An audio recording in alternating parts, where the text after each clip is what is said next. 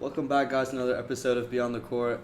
I'm your host, Armand Batra, and today I have a very special guest with me, Akash Agarwal. Thank you for having me. Of course, do you want to explain, do you want to, Yeah, brief yeah. about So, yourself? I was born and raised in California, and I lived there from 2009 to 2022. And June 2022, my family and I moved out to Singapore for 3 years, and we recently relocated back to California in June 2025. So I've been there for the last 8 months. It's pretty cool. I mean, obviously, for context, I know you through because we both play for OTD, which has been a recurring theme across all of my interviews.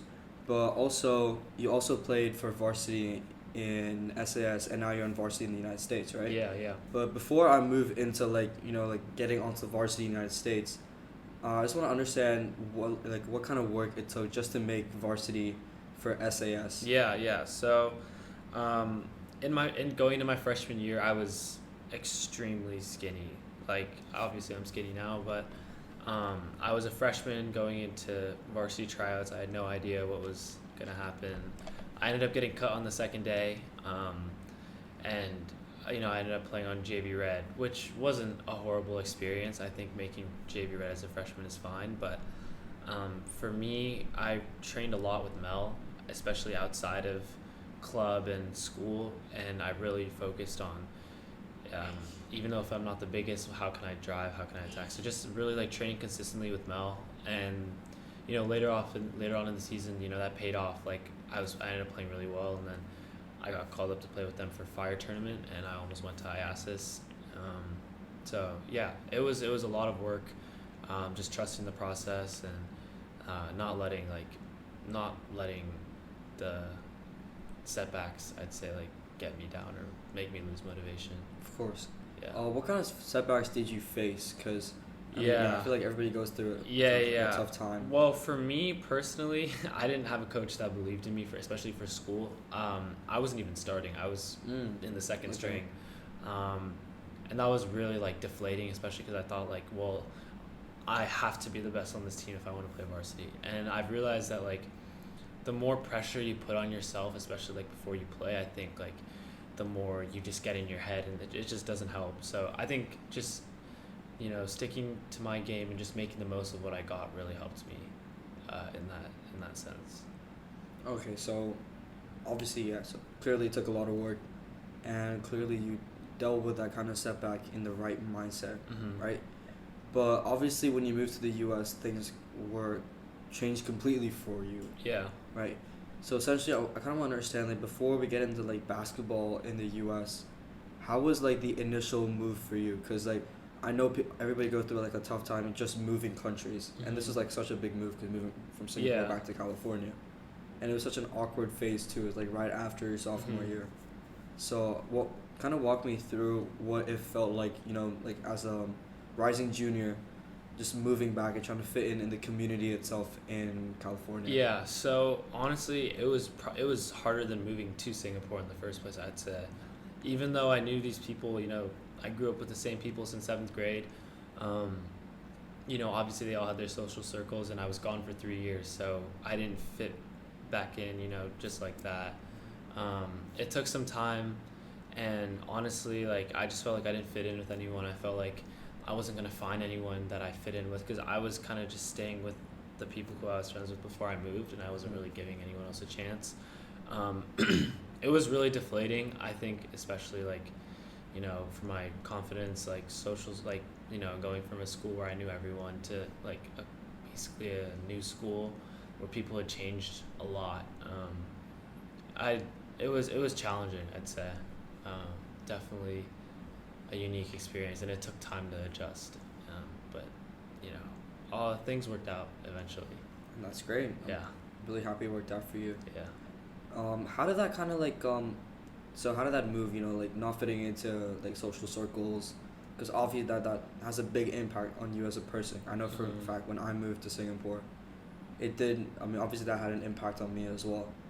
But did that kind of like impact or like influence the way you played basketball for a few? For sure. Yeah. I think definitely. I think, but especially because these kids had been in the program for 3 years, and they were all like, "Oh, I'm up next." Like, the team was basically set before I got there. They had 12 kids who were on their summer AAU team or their summer team, and the JV team was already set as well. So I had no idea where I was going to play, and I was originally put on the JV team, and that like destroyed my confidence, especially with the fact that like not knowing anyone, I didn't have chemistry with these kids.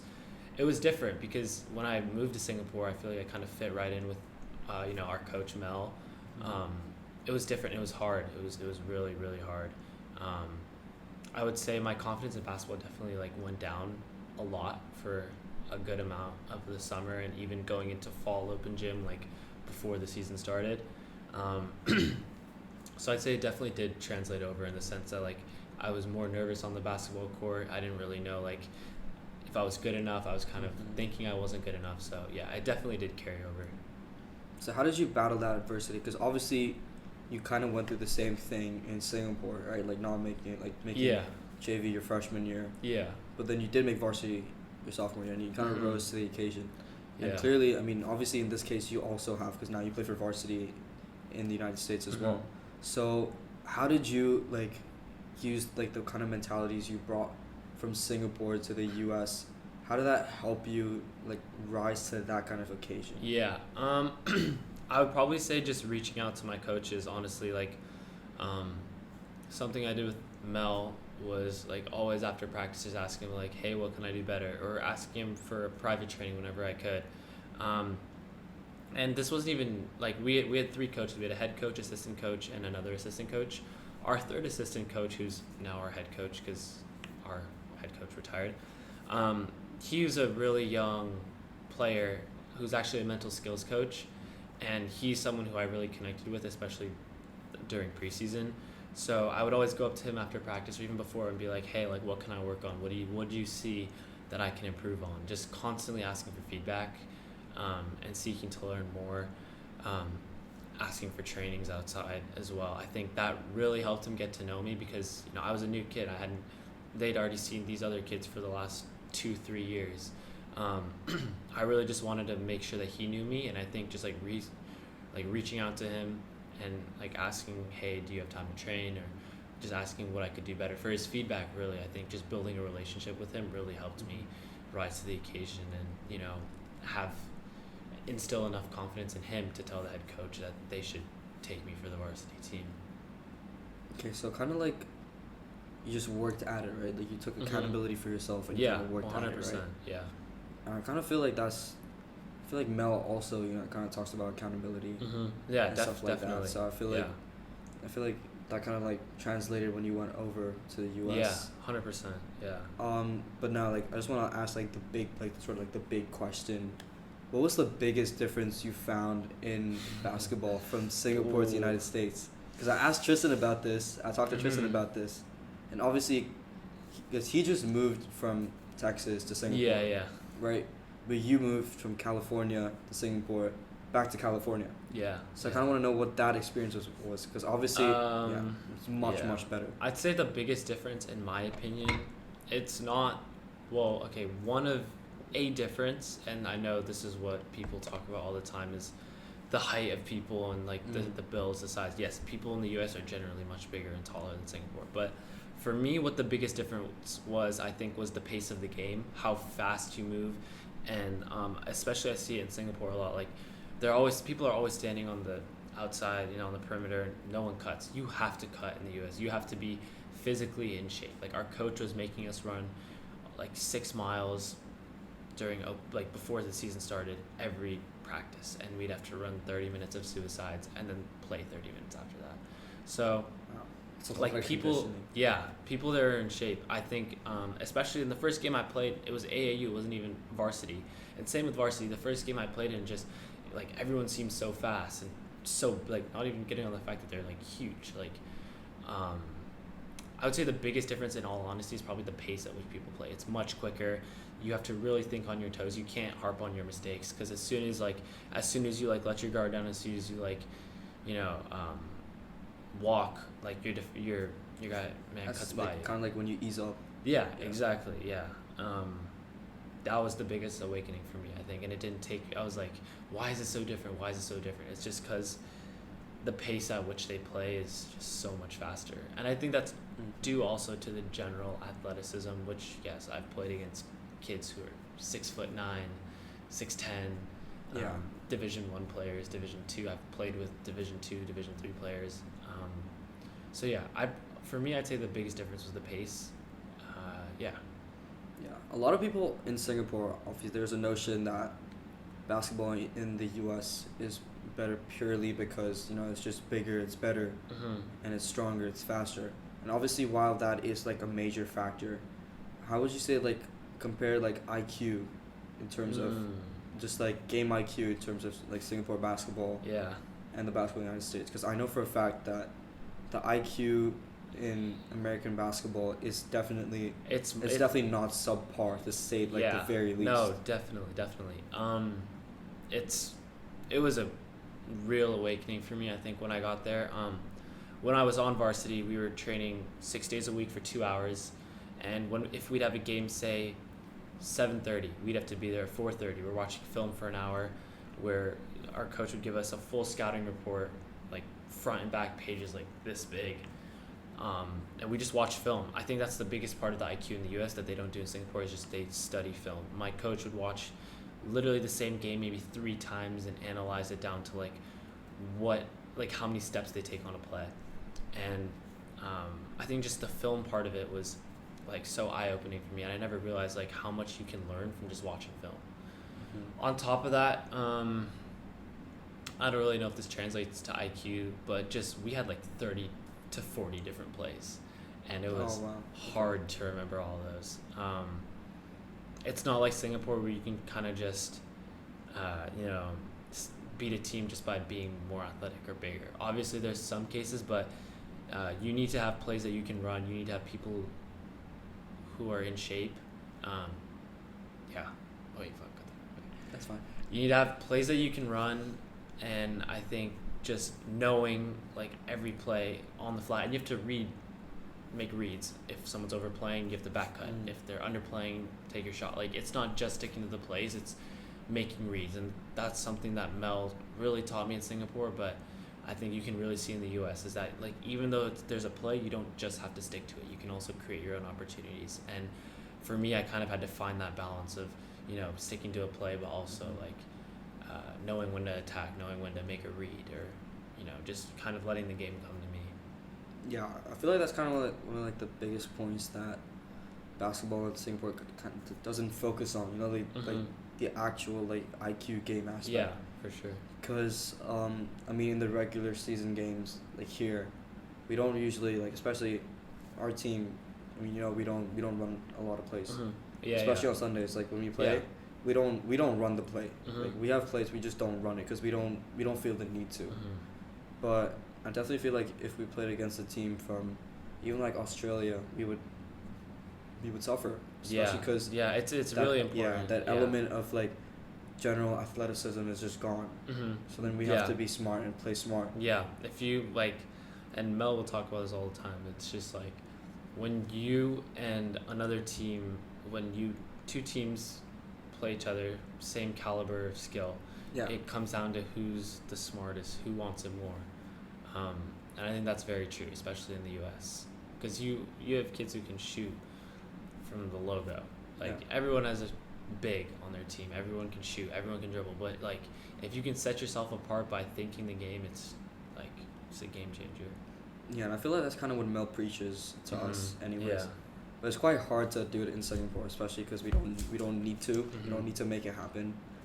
Because, yeah, like I said, just because of the general athleticism dominance that we have over most of the local kids here.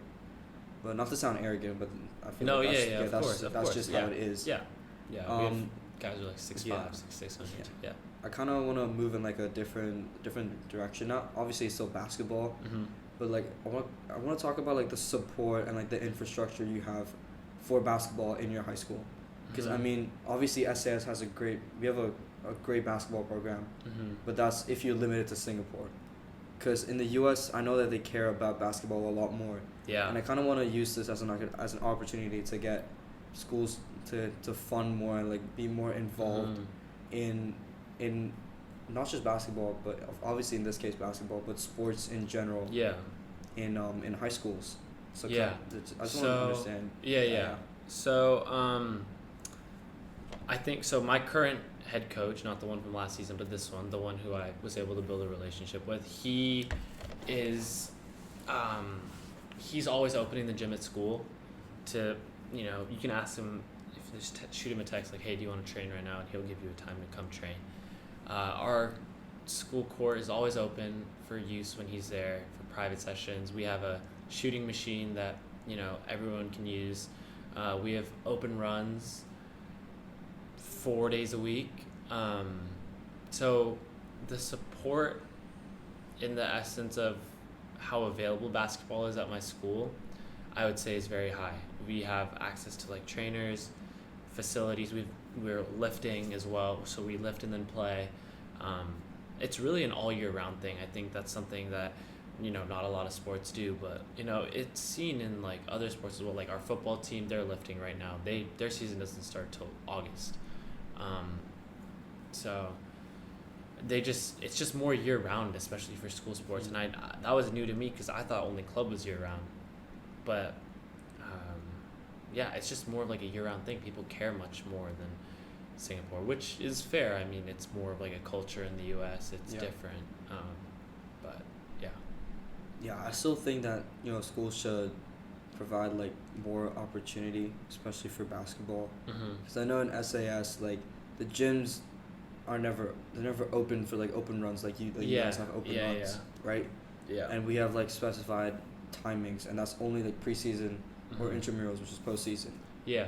So I kind of feel like having those opportunities to just to play like all year round, just to it's nice. have that sense of like that sense of culture. Yeah, no, definitely. Yeah. There's definitely a culture with like all the boys there. Yeah, and also like the environment, right? Like cause for games. Yeah, Because I know our varsity games. I mean, while obviously it's great to have whatever support that we had, but I feel like every game that we had should have been like our Friday night lights and have like the seats filled out every game. Yeah.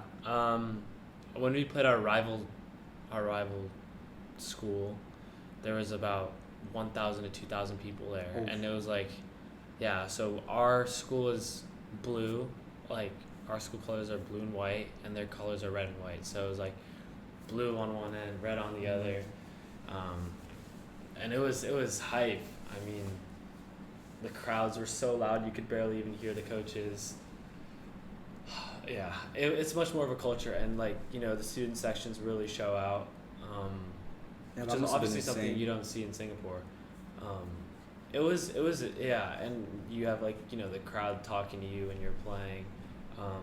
I didn't even like start or anything last year. Like I didn't play that much, but when I did play, I definitely like felt it. And so how'd you tune that out? Cause well, people just talk to talk. I mean, at the end of the day, like especially for me, since I wasn't playing much, I just felt like I didn't have much to lose. But I just try to like make the most of what I had and just kind of tune it out, I'd say. Yeah. Yeah. I mean, that's a great way to look at it. Yeah, honestly. Yeah, because like that translates to every game aspect, right? Like even IBTS, which we have coming up tomorrow. Yeah. Yeah, I feel like that definitely helps translate. It does. Right? I've played in like plenty of big games in IBT. I mean U14, our championship game, we lost. We came second place. I've played in the U16 last year with you. Yeah. We won. IASIS, same thing with like a home crowd. FNL, home crowd. So it FNL definitely was takes pretty it. lit, though. FNL was pretty lit. FNL was fun. I think just tuning out the crowd is really important. Just not really putting expectations or pressure on yourself. Yeah. I think that for me was like the biggest factor. When I play the best when I just don't care what happens. Yeah. And that's a great for way anyone. to look at it, Yeah. honestly. Yeah. I feel like at any stage, if you do that, I feel like you'll still progress in some form. Yeah. You still have that sense of confidence around you, and it's not like determined by the way you play one game, right? That kind of like builds your sense of character. Yeah, and if you have like Yeah. a coach that believes in you, you know that one game doesn't define you. Yeah. No one can have a perfect game every time. So yeah, it definitely did take a while to get used to the crowds, but you know, eventually you just get used to it and tune it out. So, I mean, I would love to go on with you, but I think that's all the time we have Thank for you. today. Yeah, thank you for interviewing. Thanks me. thanks a lot for these insights. I mean, like, Yeah. obviously, when I talked to Tristan, it was kind of similar, but I kind of wanted like that aspect of you moving back to the States Mhm. and then playing again for varsity, and the difference between varsity in Singapore and varsity United States, because I feel like that's it's a really big gap that I feel that needs to Yeah. be bridged, Yeah. especially if we want kids from Singapore to kind of make it to the next level. You know, we Mhm. kind of have to make it a culture here as well Mhm. in order for us to produce the same results, which I think it's going to take a bit of time, but at least we Yeah. should get started. Yeah. Right? Yeah. So thank you guys for watching this episode Thank of you. Beyond the Court, and yeah, I'll see you in the next one. Yeah, that's done. I should.